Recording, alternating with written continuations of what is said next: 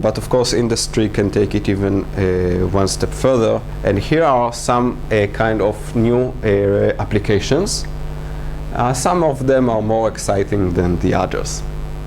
We will begin with a solution made by SAP for iPads. To demonstrate the features of the EMR application for the iPad, we prepared a short demo.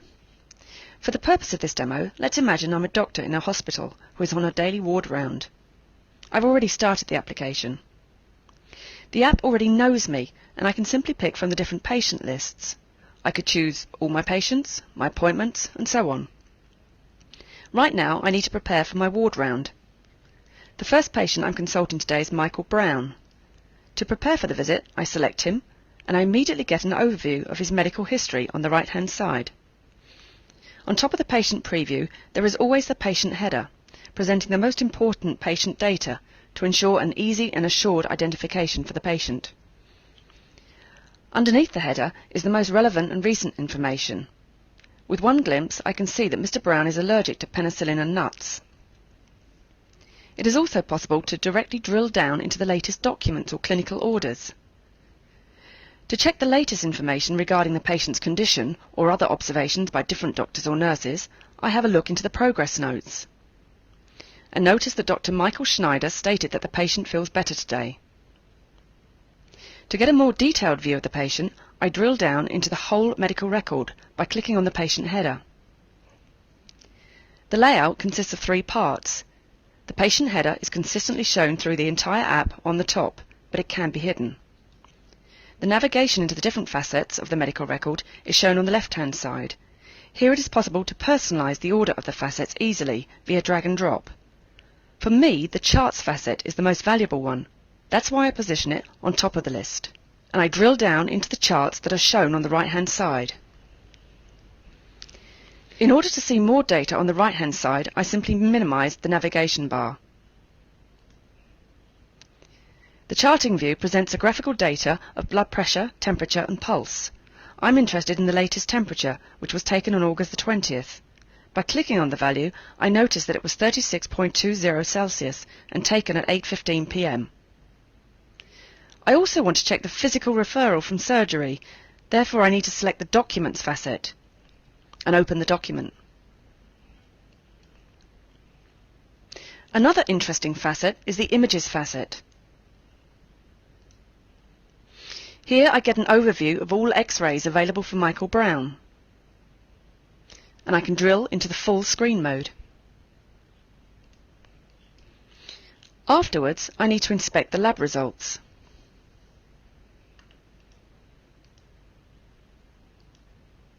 There still seem to be some issues with the pH value, oxygen and bicarbonate, since all values are displayed in red. The last facet I want to analyze is the coding facet, that is used to categorize patients' illnesses and treatments. This is used both for the clinical and billing purposes. After I've checked Mr. Brown's medical record and visited him, I decide to discharge him. To inform his spouse about the discharge, I use the iPhone version of EMR. The good thing is, I as a doctor can choose the device I like most. EMR is also available on the following devices: Apple iPhone, Android devices like Samsung Galaxy in different sizes, or Motorola Xoom. And the best is, they all fit into my pocket.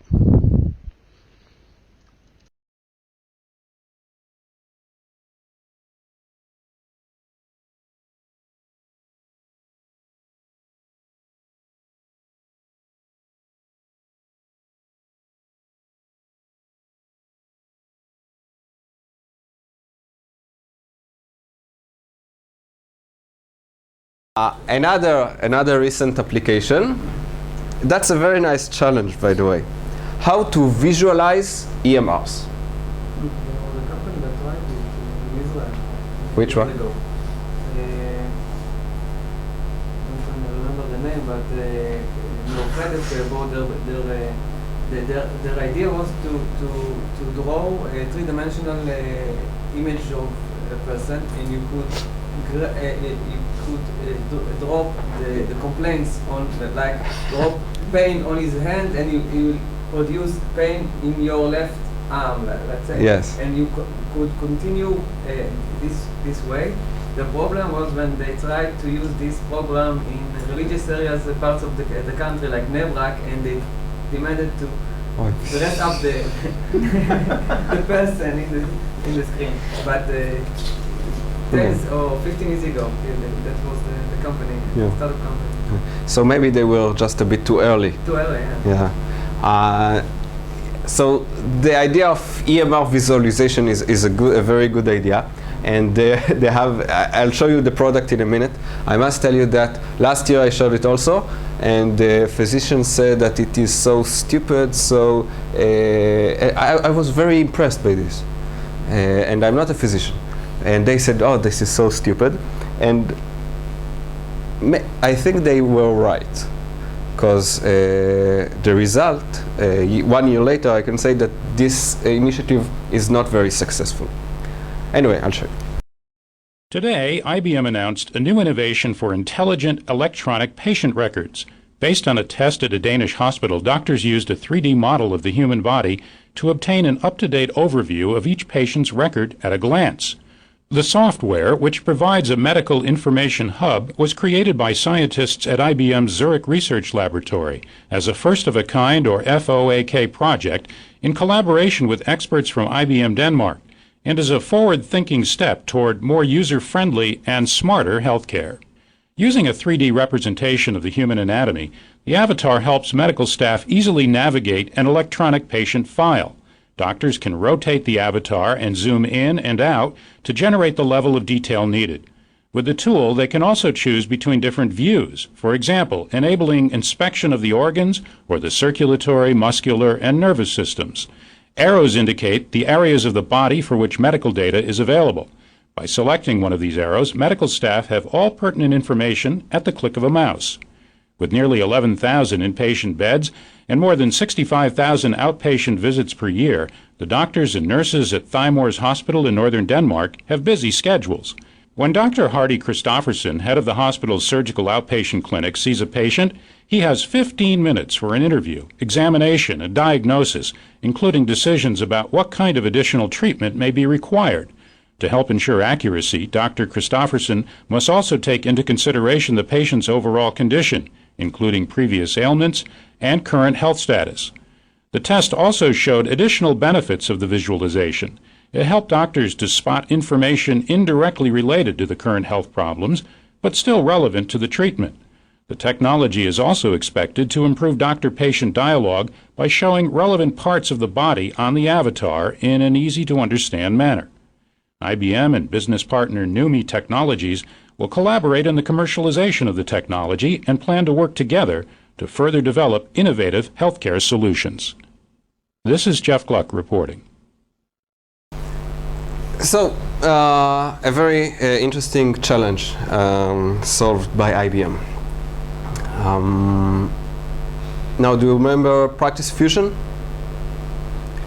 So, what they try to do is now, after they are now giving a very good service to many physicians, many patients, now they are looking at the backbone and what they can do behind the scenes. So the founder said that they are like the Salesforce for doctors or the Facebook for health. What does it mean? Through its APIs, you know what APIs are? APIs are like protocols that allows computer systems to interact automatically or automatedly. Practice Fusion will become the hub for personal medical data from consumer devices. All the consumer devices, I showed some of them in the first lecture, if you remember. Such services that like the Fitbit, remember? That the nice thing that you can wear, and weight scales and so on. And it includes also a very nice startup and a very nice initiative called 100 Plus. 100 is like the how many years you will live. That's a personalized health prediction platform. And the founder of Practice Fusion also co-founded that with Peter Thiel. Peter Thiel, you know who is he? He is the founder of PayPal, which is another huge success. and other founders to let people see how healthy decisions can expand their lifespan. So it involves many computational and data mining science fields like motif discovery, mathematical model fitting, social data mining, because it involves also your social data, and even scientific crowdsourcing. The hub could become another lucrative medical advertising magnet, of course. Everything is money-driven. But more altruistically, Practice Fusion is working with Plantier and the CDC to power disease outbreak detection with its data.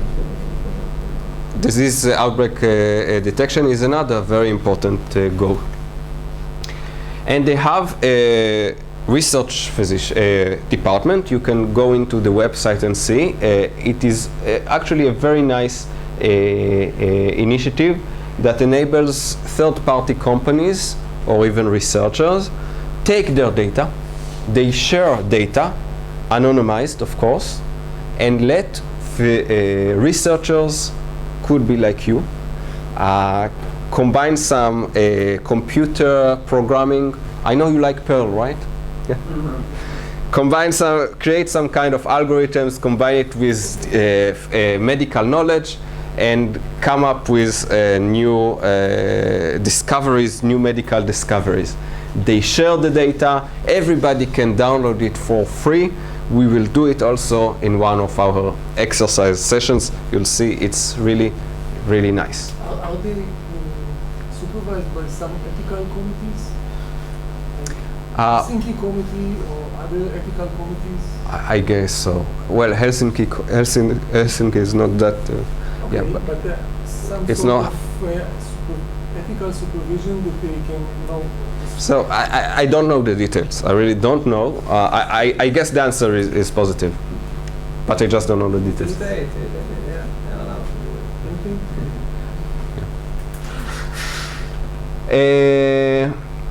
And I will end this topic with 100 plus.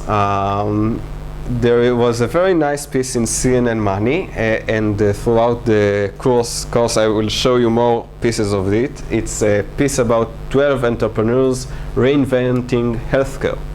That's a very ambitious title, right? So 100 plus is one of them, is number 4, I think. And what they say that they, of course, raised a lot of money, and from Peter Thiel, as I told you, and what their plan is to take the basic health information, like weight, height, diet activities, stress level, etc., from electronic medical records like Practice Fusion, and create a benchmark that is used to compare people to those with similar attributes. So you compare people, and the key is the company's ability to make health predictions in large amounts of information culled from sources just beginning to make their data publicly available. And the idea is that they take all the medical records and allow users. It's a consumer-facing project, so each user can come in, not only see his own medical data, but see the medical data of other people throughout the world, and compare his situations and his own attributes with attributes of other people, and check what happens, simulates what happens if he chooses a certain diet, or choose certain activity levels. And the idea is that it predicts how many years you will live, at what age you will die. Yeah. Now when I want someone to look at my health data, I need to sign a secrecy release form. Here I don't need to sign anything, and anyone can see all my data. So everything is anonymized, right? And this is the first step. But I don't need to give my permission, so everything that's there, because if I have a specific condition, I'm sure you need to give the permission, of course. They accept Yeah. beginning, there's a longer. It's like for you know, according to the different standards and laws, you need for each bullshit application to sign a consent. So I'm sure here the case is even. So perhaps I won't be able to use this application if I'm not willing others to see my Yeah, data. yeah. And but as I said, the first step is the anonymization of your data. So no one will be able to relate to you a certain disease or a certain medical situation. But the topic that you raise is one of the most popular, I think, discussions in this field, in this field of electronic medical records, which is the privacy. And not only privacy, so you sign everything and everything is dealt, but what about hackers? And what about problems? You know the biometric scandal that was recently in Israel? So here it's even much more, because you know all the diseases and everything. Yeah. So the problem of privacy and encryption, first of all, it's a real concern, but then again, there are algorithms that meet this challenge. Algorithms from the field of encryption and how to secure data that is transmitted over the internet. So I don't have the time to go that today. I will continue that actually not next week, right? Our next meeting is only after Pesach. So keep in mind that a very important ingredient in the electronic medical records is privacy and is encryption.